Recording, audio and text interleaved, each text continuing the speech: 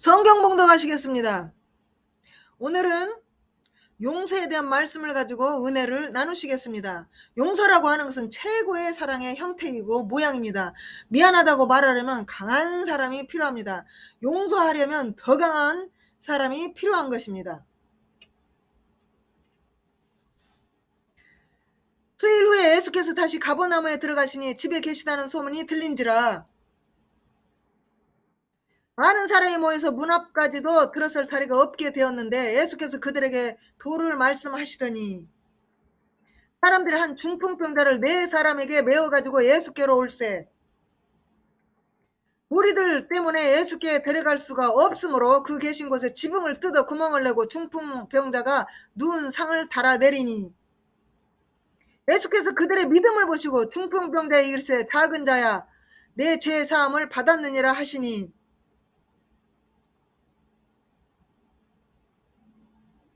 예수님은 중풍병자가 들것에 모퉁이에 묶인 조잡한 밧줄로 고분분투하는 네 사람을 바라보셨습니다. 예수님은 그들을 바라보았고 그들의 믿음을 보셨습니다.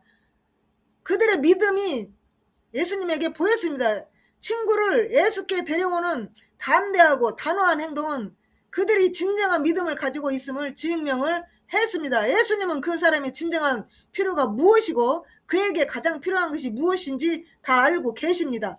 그 남자가 두 다리를 가지고 지옥으로 바로 걸어갔다면 무슨 소용이 있겠습니까? 문제가 있을 때마다 거의 항상 죄가 문제가 되는 것입니다. 예수님은 문제를 정확히 지적하셨습니다. 예수님은 중풍병자가 특별히 죄가 많다거나 중풍병이 직접적으로 죄에 기인한다는 의미가 지금 아닙니다. 예수님은 어떤 사람도 죄를 정죄하지 않습니다. 그 대신에 예수님은 인간의 가장 큰 필요와 모든 고통과 아픔의 공동 뿌리인 인간의 죄된 상태에 대해서 말씀을 하고 계시는 겁니다. 그 사람에 대해서 죄를 정죄하는 것이 아니고 용서는 예수님의 행하신 가장 위대한 기적입니다. 예수님은 우리를 그의 피로 사셨습니다. 그리고 그것은 가장 큰 축복과 가장 지속적인 결과를 가져오는 용서와 사랑인 것입니다.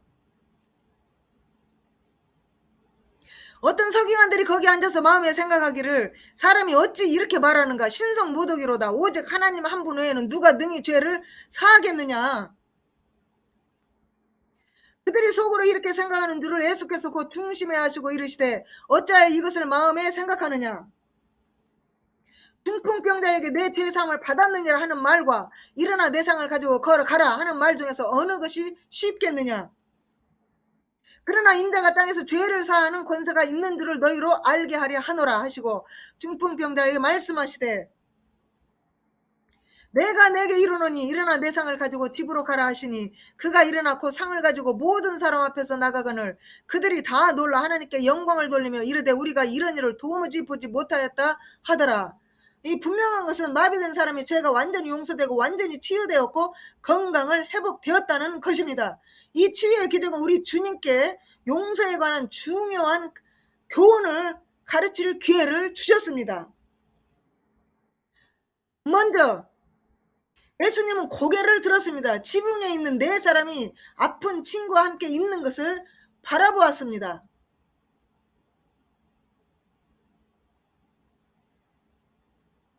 예수님은 그것에 대한 기도, 이런 사람들은 단순 기도를 할 뿐 아니라 단순한 기도를 하는 것이 아니라 그 기도를 하고 그 기도에 발을 딛고 어려운 상황이 그들을 낙심시키지 못하도록 믿음을 행동으로 옮기신 것입니다. 그래서 예수님은 그들의 믿음을 보셨다고 말씀하고 계십니다. 믿음은 액션입니다. 믿음은 행동입니다. 두 번째로 예수님은 아래를 내려다 보셨습니다. 마비된 사람이 매트에 누워 있는 것을 보셨습니다. 그리고 즉시 예수님은 그 사람의 죄인, 그 사람의 문제의 중심에 가셨습니다. 5절 말씀에 예수께서 그들의 믿음을 보시고 중풍병자에 이르시되 작은 자야 내 죄 사함을 받았느니라 하시니라 이렇게 말씀을 하셨습니다. 예수님은 중풍병자가 들것의 모퉁이에 그 저접한 밧줄로 묶어가지고 그 친구들이 그 지붕을 뚫고 그 믿음을 행동으로 옮기는 것을 보셨습니다. 이 친구들의 믿음은 아주 담대하고 믿음이 확실했습니다. 그래서 이 문제 해결을 이 믿음으로 말미암아 기도하고 믿음으로 행동으로 옮길 때 모든 문제는 하나님으로부터 해결을 받는다는 것입니다.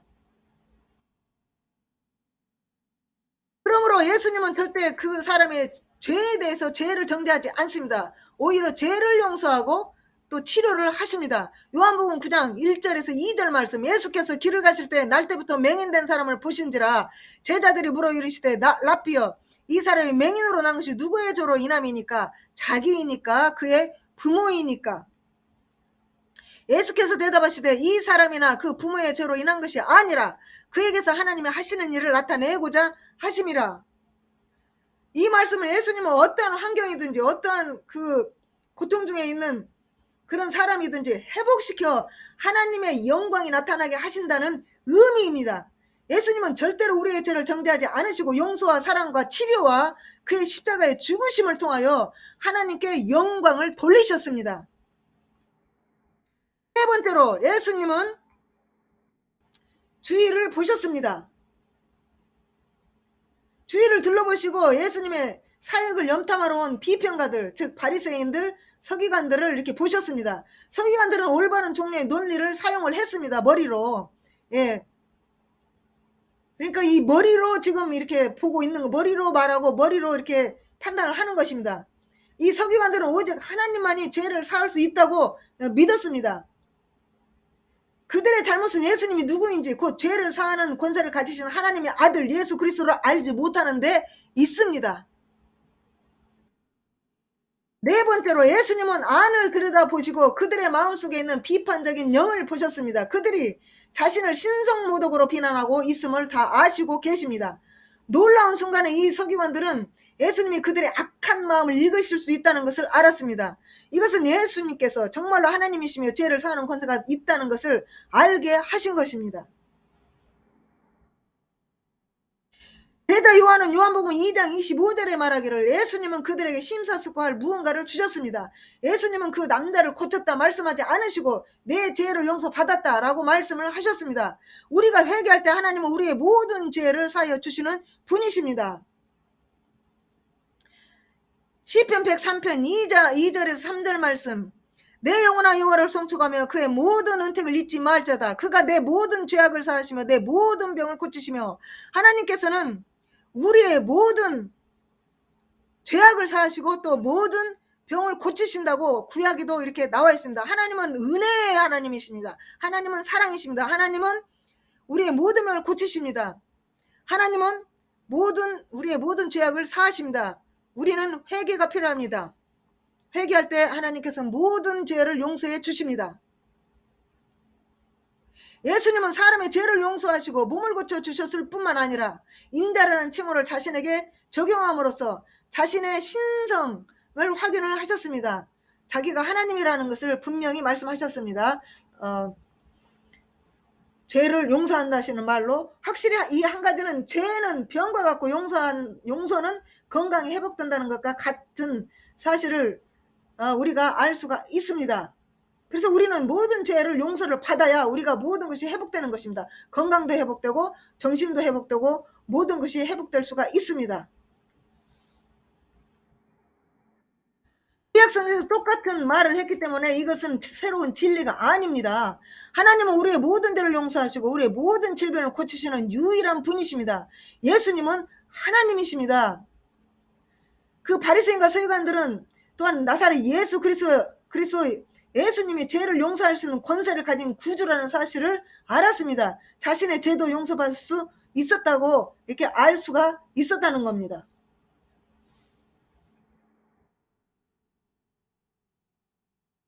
이 진리는 변하지 않는 것입니다. 예수님께서 마태복음 24장 35절 말씀에 베드로전서 1장 25절 말씀에 말씀하시기를 천지는 없어질지언정 내 말은 없어지지 아니하리라 하고 말씀하십니다. 베드로전서 1장 25절 말씀, 오직 주의 말씀은 새 세트로 깃도다 하였으니 너희에게 전한 복음이 곧 이 말씀이니라. 우리가 다른 사람의 과실을 용서하지 아니하면 하나님께서도 우리의 과실을 용서치 아니하십니다. 하나님의 말씀은 처음부터 끝까지 변치 않으십니다. 예수 그리스도는 어제나 오늘이나 내일도 변치 않으신 예수 그리스도는 하나님이십니다. 결론은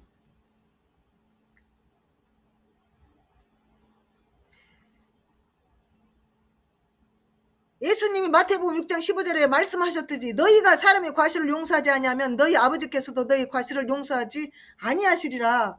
우리는 서로 용서할 수밖에 없습니다. 왜냐하면 우리가 상대방의 죄를 용서하지 아니하면 하나님께서 우리의 죄를, 내 죄를 용서하시지 않으시기 때문에 우리는 용서할 수밖에 없습니다. 우리는 no choice, 우리는 용서할 수밖에 없는 우리 그리스도인들입니다.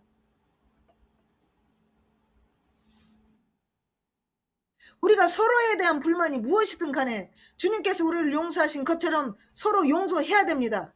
그렇지 않으면 우리가 용서를 받을 수가 없기 때문입니다. 용서는 예수께서 행하신 가장 큰 기적입니다. 그것은 가장 큰 필요를 만족시키고 충족시키는 것입니다. 그리고 가장 큰 비용이 들었습니다. 예수님이 십자가에 못 박혀 죽으셔서 피로 우리를 값주고 산 이 세상의 돈과는 전혀 물질로는 비교할 수 없는 큰 피로 값주고 산 우리들입니다. 그래서 가장 비용이 많이 들었습니다. 가장 큰 축복과 가장 축복과 사랑이 가장 오래가는 결과를 예수님께서 가져오셨습니다.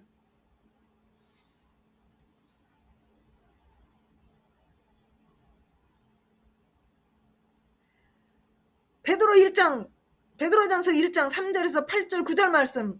마지막으로 말하노니 너희가 다 마음을 같이하여 동정하며 형제를 사랑하며 불쌍히 여겨 겸손하며, 이렇게 말씀하십니다. 그래서 우리는 원수를 갚지 말고 또 같이 하지 말고 우리는 하나님의 그 사랑하는 선택받은 하나님의 사랑받는 자녀들입니다. 그러므로 우리는 세상 사람들과는 달리 살아야 될 것입니다. 세상의 원리로 살지 말고 우리는 믿음의 원리로 살아야 될 것입니다. 악을 악으로 욕을 욕으로 갚지 말고 도리어 복을 빌라. 이를 위하여 너희가 부르심을 받았으니 이는 복을 이어받게 하려 하심이라. 하나님께서 우리에게 악을 악으로 갚지 말고 욕을 욕으로 갚지 말고 도리어 복을 빌라 한 이유는 우리로 하여금 복을 이어받게 하려고 하는 그런 목적이 있습니다. 즉 우리를 위한 것입니다. 그러므로 우리가 이 말씀을 믿고 말씀대로 행하고 말씀대로 말하고 우리가 하나님을 기쁘시게 하고 복을 이어받을 수 있게 우리가 세상에서 구별되게 성결하게 살아야 될 줄 믿습니다. 마태복음 18장 21절에 그때 베드로가 나와 가로되 주의 형제가 내게 죄를 범하면 몇 번이나 용서할 줄이니까 7번까지 하오리까 하고 질문을 했습니다. 이때 예수님은 베드로에게 70번씩 7번이라도 용서하라고 했습니다. 이 용서라고 하는 것은 예수님이 말하는 용서는 끝이 없는 것입니다. 제한이 없습니다. 끝없이 용서하라는 것입니다. 그리스도인의 삶은 용서하는 삶입니다. 왜냐하면 그리스도인의 삶의 극치가 용서이기 때문입니다. 그리스도인의 삶의 본을 보여주신 분이 예수님이십니다. 예수님은 용서하는 삶을 살다가 가셨습니다.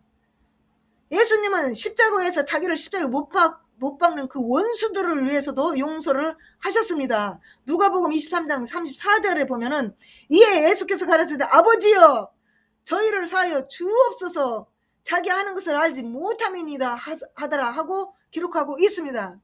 예수님은 용서하시는 분이십니다.